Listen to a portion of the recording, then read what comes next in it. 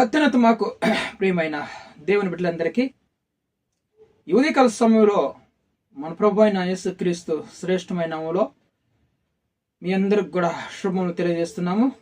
ఎలాగున్నారు? బాగున్నారు కదా? అందరు కూడా మన ప్రభు ఇంటికాల సమయం అంతా కూడా మనల్ని కాచి కాపాడి ఈ దినములు మనకు బహుమానంగా ఇచ్చినాడు. ఆయన పరిశుద్ధ నామానికి మహిమ కలుగును గాక. ఉదయకాల సమయంలో ఆజ్ఞాన కోసం మనం ఎదురు చూస్తున్నాం కదా. పరిశుద్ధ గ్రంథాలు తెరిచినట్లయితే ఫిలిప్పీలకు రాసినటువంటి పత్రిక 4వ అధ్యాయము 4వ వచనం. ఫిలిప్పీలకు రాసినటువంటి పత్రికలో 4వ అధ్యాయము 4వ వచనంలో, ఎల్లప్పుడూ ప్రభువునందు ఆనందించుడి, మరలా చెప్పుదును ఆనందించుడి. ఈరోజు ఎవరినందు మనం ఆనందపడాలంట? ప్రభువునందు ఎల్లప్పుడు మీరు ఆనందించండి అని ఫిలిప్పీ సంఘానికి అపోస్తలుడైన పౌలు గారు హెచ్చరిక చేస్తున్నాడు అనమాట. ఎందుకు ఈ మాట హెచ్చరిక చేస్తున్నాడంటే, ఎక్కడ కూడా ఆనందం లేదు, ఏ దేంట్లో కూడా సంతోషం లేదు, ఆనందం లేదు. అందుకనే మీరు తెలుసుకోవాల్సినటువంటి విషయం ఏంటంటే, ప్రభువునందు ఆనందిస్తే మీరు ఎల్లప్పుడూ సంతోషంగా ఉంటారు, ఆనందంగా ఉంటారని ప్రభు పేట మీకు తెలియజేస్తున్నాను. ఉదయకాల సమయంలో చూడండి, క్రిస్ ఎవార్డ్ అనేటువంటి టెన్నిస్ క్రీడాకారిణి ఉండేది.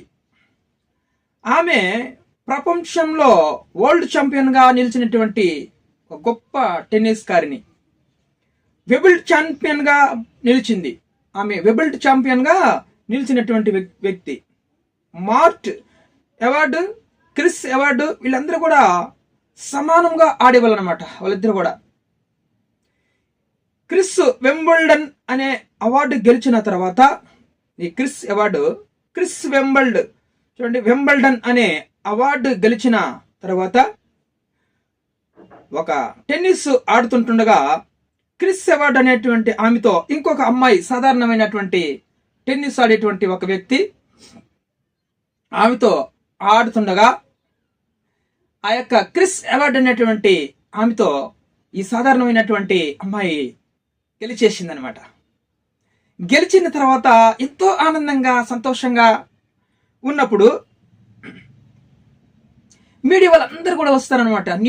వాళ్ళకి న్యూస్ కావాలి కదా. మీడియా వాళ్ళందరూ వచ్చేసి అడుగుతున్నారు, మీరు ఈ గొప్ప ప్రపంచంలో గొప్ప వ్యక్తితో, మరి ఈ గొప్ప అవార్డు పొందినటువంటి ప్రపంచంలో మొదటి వ్యక్తిగా ఉన్నటువంటి ఆ టెన్నిస్ కారిణితో మీరు గెలిచారు కదా, ఇప్పుడు మీ యొక్క ఫీలింగ్ ఎలా ఉంది అని ఆ అమ్మాయిని మీడియా వాళ్ళందరూ కూడా అడిగినప్పుడు ఆమె చెబుతుంది, ఎంతో సంతోషంగా ఉంది నాకు, ప్రపంచాన్ని గెలిచినటువంటి ఆనందంగా సంతోషంగా ఉంది నాకు అని చెప్పి ఆమె చెప్తుంది అనమాట. సరే, ఓకే. మరి కొంత సమయం తర్వాత మరలా అక్కడంతా తిరిగి మరలా వచ్చినారు. మరలా ఏం చెప్తుందని మరలా వచ్చి ఆమె కూర్చొని ఉందనమాట. అడిగినప్పుడు, అమ్మ మీ ఫీలింగ్ మరలా ఇప్పుడు ఎలాగుంది అని అడిగినప్పుడు ఆమె చెప్తుంది, నీరసంగా ఉంది అన్నదంట. ఎలాగుందంట? నీరసంగా ఉంది. ఎందుకు? ఆడి ఆడి నాకు టైర్డ్ అయిపోయింది, నీరసంగా ఉంది అందనంట. మరి సంతోషం ఎట్లా పోయింది, ఆనందం ఎలాగ పోయింది అని అడిగినప్పుడు, అదేంటమ్మా ఇప్పుడే కదా మీరు ఎంతో సంతోషంగా ఉంది, ప్రపంచాన్ని గెలిచినటువంటి ఆనందం నాలో ఉప్పొంగుతుందని చెప్పావు కదమ్మా అని అడిగినప్పుడు, లేదయా ఇప్పుడు ఆడి ఆడి సుస్థ అయిపోయింది, నాకు నీరసంగా టైర్డ్గా ఉంది అని చెప్పడం మనము చూస్తుందన్నమాట. మరలా గమనించండి, ఈ యొక్క సంతోషము చూడండి, ఎవరన్నా మనం పొగిడినప్పుడు ఎలా ఎంతో ఆనందంగా సంతోషమనంగా ఉంటుందన్నమాట మన హృదయం. ఎవరన్నా మనకి సన్మానం చేసినప్పుడు, ఎవరన్నా ఏదైనా గిఫ్ట్ ఇచ్చినప్పుడు మనకి ఎలాగ ఉంటుంది? ఎంతో సంతోషంగా, కొంతసేపు ఆనందంగా సంతోషంగా ఉంటుంది అనమాట. మరలా యథాస్థితిగానే మనకి మామూలుగా ఏదో ఆలోచనలు పడిపోతూ ఉంటాం, ఏదో ఆలోచన చేస్తూ ఉంటాం, ఆనందాన్ని కోల్పోతా ఉన్నాం అనమాట. అదే మాదిరిగా చూడండి, అలాగ సంతోషము గమనించండి, ఈ లోకంలో ఏది నీకు సంతోషాన్ని ఇవ్వదు. కానీ ఒకసారి చూడండి, ఒక సహోదరి వచ్చి ఒక సేవకుని దగ్గర ప్రార్థన చేయండి అయ్యా మా కోసము అన్నదంట.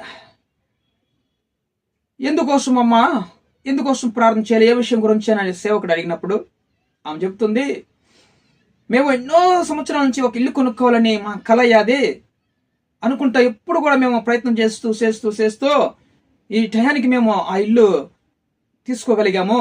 ఎంతో డబ్బు చెల్లించి ఆ ఇల్లు మేము కొనుక్కున్నాము.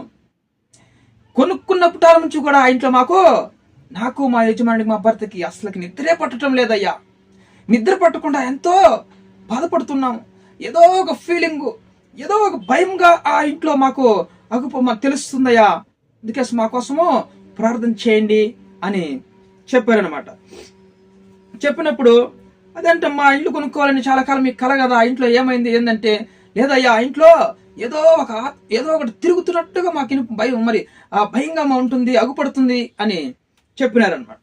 చెప్పినప్పుడు ఆ సేవకుడు మరి సరి ప్రార్థన చేసిన తర్వాత వాళ్ళు వెళ్ళిపోయారనమాట. ఆ ఊరిలో ఒక గొప్ప ప్రవక్తి చూడండి, ప్రవచించేటువంటి ఒక ఆవిడ ఉందంట. ఆవిడ దగ్గరికి వెళ్ళి ప్రవచనం చెప్పించుకున్నప్పుడు ఆ ఇంట్లో ఏదో ఒక ఆత్మ తిరుగుతూ ఉంది అని చెప్పినప్పుడు వాళ్ళ గుండె గబాలన చాలా భయం అయిపోయింది అనమాట. చూడండి ఏమైపోయింది వాళ్ళ యొక్క ఇదంతా కూడా.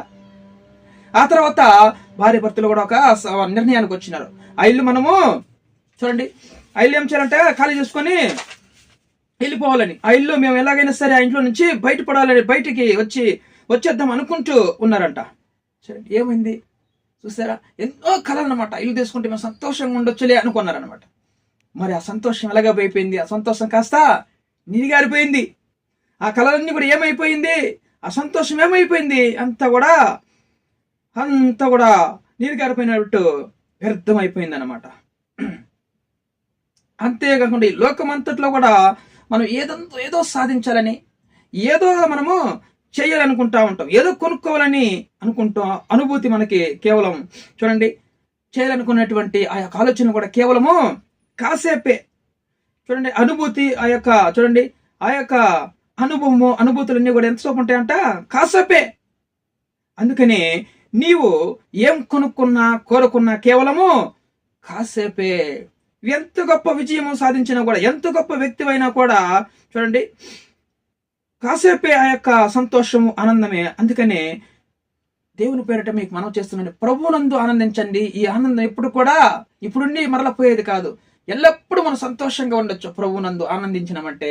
ఆ ప్రభు అలాంటి సంతోషం ఇచ్చే గొప్ప దేవుడు అనమాట.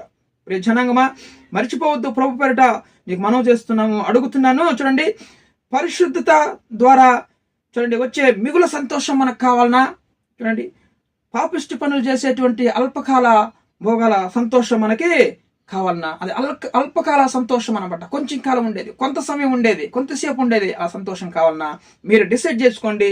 పరిశుద్ధత వలన దేవుని ద్వారా వచ్చే మిగుల సంతోషం, ఎప్పుడు సంతోషం మనకు కావాలంటే అందరూ కూడా ప్రభు పేరట ఆనందించండి, సంతోషంగా ఉండండి, ప్రార్థన చేసుకోండి.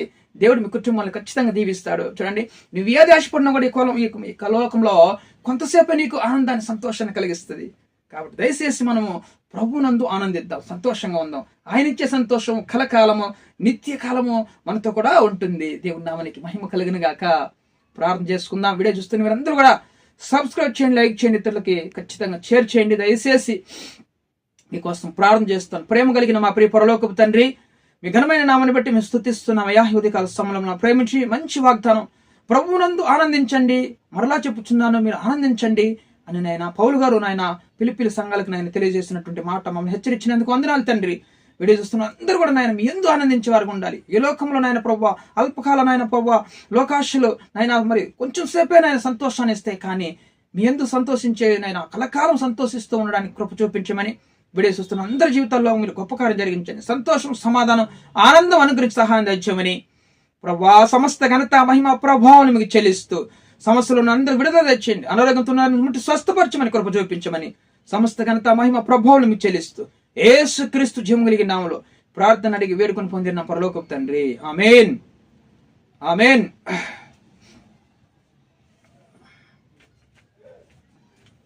ఆమేన్.